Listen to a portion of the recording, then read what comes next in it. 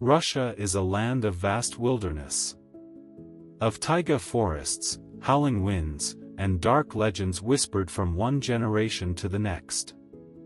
One such legend comes from the outskirts of Pavlovsk, near St. Petersburg. A tale almost forgotten. Of a pack of wolves that once terrorized the region. Not merely as beasts, but as predators with unsettling intelligence. They were not ordinary wolves. And the story of what they did still haunts the woods.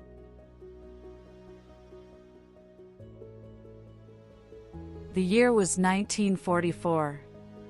The Second World War had battered Europe, and Russia was no exception. Cities were crumbling. Families were displaced. Food was scarce. In this chaos, a new terror emerged in the forests around Pavlovsk. Children began to disappear.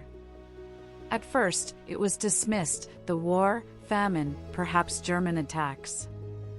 But the pattern was too precise.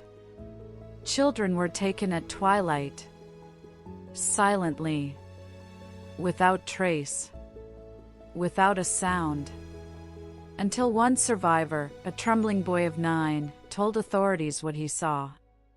Wolves, but not like other wolves. They waited. They surrounded us. They watched us.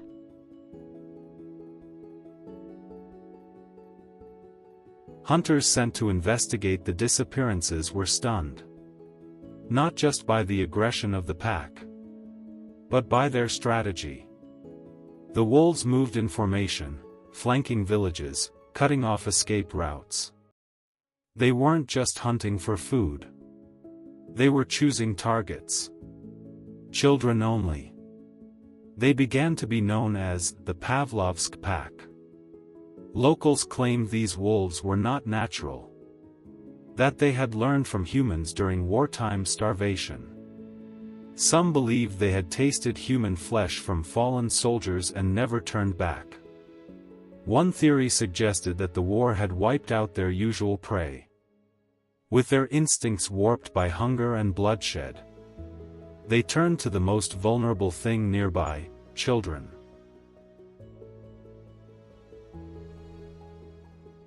A military patrol was eventually dispatched. Not because the government believed the legends, but because panic had gripped the villages. Tracks were found, snow matted with fur. And one evening, the wolves struck. The soldiers fired wildly into the trees. But the wolves didn't scatter. They circled. It was a battle, not a chase. When it was over, 3 soldiers were wounded. 2 wolves lay dead.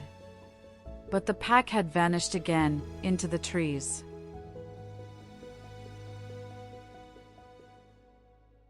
Winter bled into spring. And then, as quickly as they had come, the wolves were gone. Some say a secret military operation finally exterminated them. Others believe the surviving pack migrated north, deeper into the Russian wilderness. A few even whisper that the Pavlovsk wolves still exist today. Rarely seen. Only heard. When the wind howls just right through the trees. And sometimes, just sometimes, a lone child disappears.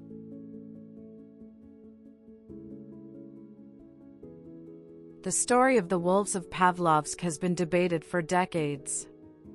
Was it just hunger that drove them to hunt children?